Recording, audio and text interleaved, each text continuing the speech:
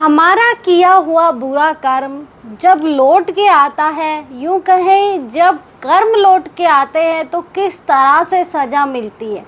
देखा जाए तो हमें उतना समय नहीं मिलता संभलने का जितना हमने जिस पे किया है उसको मिलता है, कि उस पे जो असर होगा वो धीरे धीरे होगा, लेकिन हम पे जब वो चीज़ वापस आएगी लौट के तो हम पे इतनी स्पीड से होगा कि हमें संभलने तक का मौका नहीं मिलेगा। इसलिए कर्म ऐसे करो कि आपको पछताना ना पड़े, या यूं कहें कि आप हमेशा सेफ रहें। लेकिन आजकल हम छोटी छोटी चीज़ों पे झगड़ते हैं। छोटे छोटे, अगर मान लो कोई विद्या हमारे पास है तो उसके चक्कर में छोटी छोटी चीज़ों पर हम दूसरों पे गलत चीज़ें आजमाते हैं।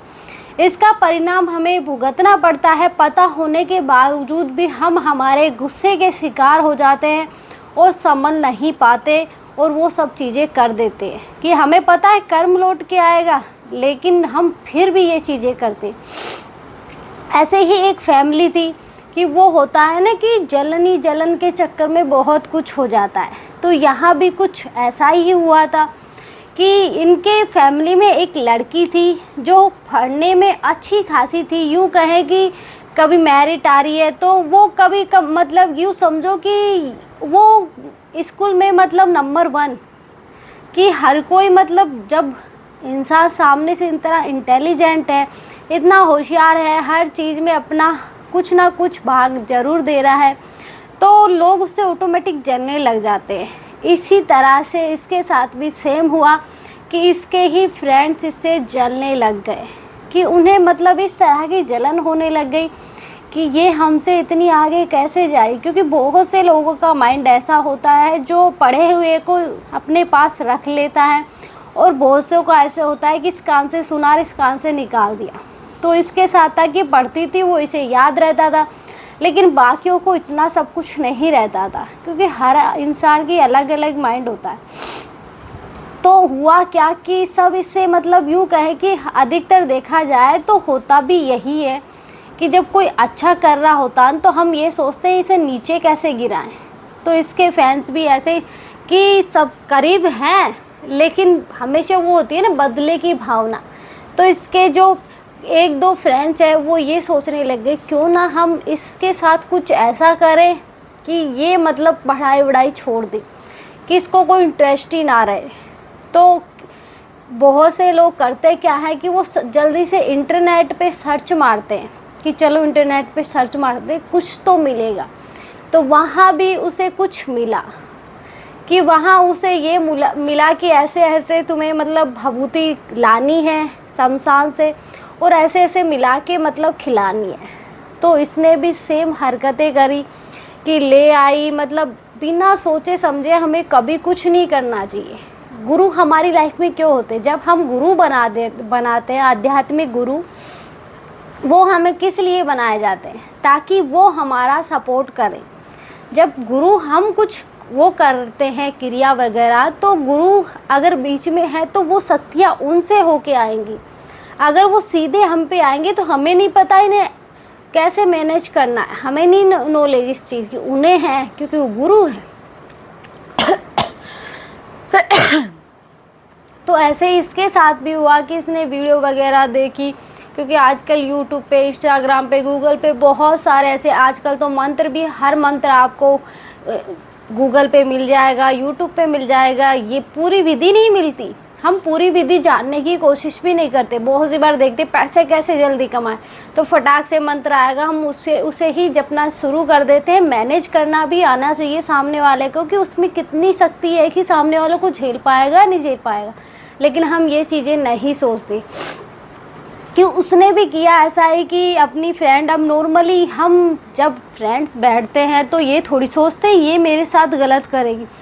बचपन की फ्रेंड है तो नॉर्मली अच्छा ही सोचते हैं कि इतने टाइम से मेरे साथ है। कभी हमारे माइंड में, क्योंकि अब मतलब युग बदल गया, हम ये सोचते हैं कुछ नहीं होता इनसे, सब बकवास है, ये सोचते हैं। जो मतलब न्यू कल्चर वाले होते हैं वो नहीं मानते कि ये चीज़ें भी कुछ होती हैं, लेकिन रियल में देखा जाए तो होती है। कि हमारे आसपास बहुत सारे ऐसे केस मिल जाएंगे तुम्हें जिनमें ऐसी चीज़ें होती मिल जाएंगी।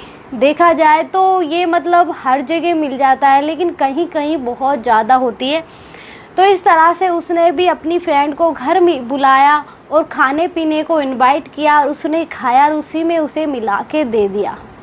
अब धीरे धीरे वो चीज़ें उस पर असर करने लगी, क्योंकि वो जो लेके आई थी मिला मिलू कुछ तो असर करेंगी ना। तो धीरे धीरे वो चीज़ें असर करना स्टार्ट हुई। लेकिन अब जब धीरे धीरे असर दिखने लगा तो सामने वाले को पता है कि असर हो रहा है, क्योंकि वो रोज़ उसके साथ रह रही है।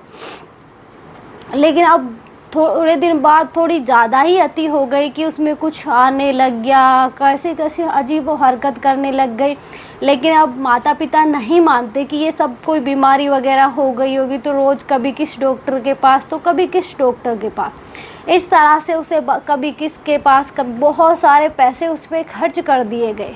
क्योंकि हम पैसे खर्च कर सकते हैं, लेकिन कभी किसी देवता के पास नहीं जाना मंजूर हमें, कि ये सब नहीं होता।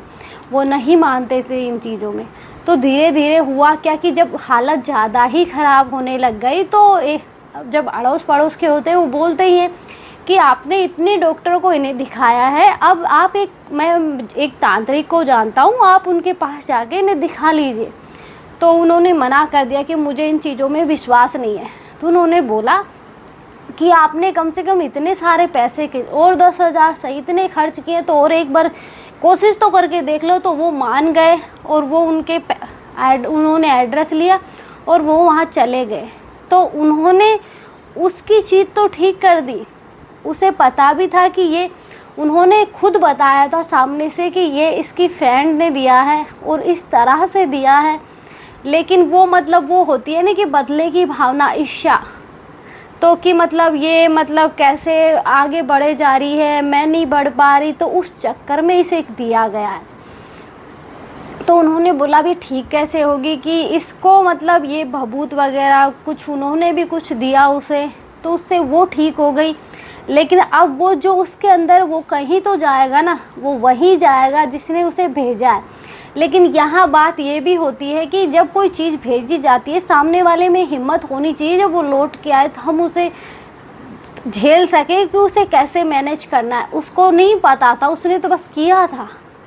तो उसकी 2-4 दिन में इतनी बुरी हालत हो गई कि वो इस दुनिया से चली गई। किसी को मतलब ये ही नहीं पता चला कि हुआ क्या, कैसे हुआ, नहीं पता चला। कि मुश्किल से 10 दिन लगे होंगे इस चीज़ में, कितने कम टाइम में वो चली गई। इसलिए होता है कि जो भी कर्म करो सोच समझ के करो, क्योंकि जब कर्म लौट के आएगा ना, तो मतलब ये समझो कि उसका तो कितना बिगड़ा कितना नहीं बिगड़ा, लेकिन आपका सब कुछ बिगड़ जाएगा। इसलिए जब भी कर्म करें अच्छे करने की कोशिश करें, क्योंकि बहुत से लोग आज भी ये तंत्र क्रिया वगैरह करते हैं। हमें हमेशा बच के रह, भले ही हम नहीं मानते, लेकिन हमेशा हमारी सेफ्टी हमारे लिए ज़रूरी है। क्योंकि एक बार जो चीज़ें हम पे हावी हो गई तो ये समझो कि जब तक तुम इस दुनिया में हो वो तुम पे हावी होंगी। कभी कहीं पे जाओगे तो वहाँ से हो जाएंगे, क्योंकि उससे तुम्हारा ऑरा वीक हो जाता है। और एक बार जो चीज़ें एंटर कर गई तो ये समझो कि अब रास्ता खुल गया है। इसलिए जितना हो सके सेफ़ रहने की कोशिश करें और हमेशा भगवान की पूजा में लगे, ताकि हम मतलब थोड़ा बहुत मतलब अगर जो चीज़ हम पे आएगी तो वो आएगी, हम नहीं रोक सकते। लेकिन अगर भगवान हमारे साथ है तो कहीं हद तक वो चीज़ें कम हो जाती हैं। इसलिए कोशिश करो कि जितना हो सके इन चीज़ों से हम बचें, क्योंकि आजकल हम फैशन के चक्कर में बहुत कुछ करते हैं। इसलिए कोशिश करना में क्या जा रहा है कि हो सके हम बच जाएं। आज के लिए इतना ही। जय श्री राम। मिलते हैं नेक्स्ट वीडियो में नए टॉपिक के साथ।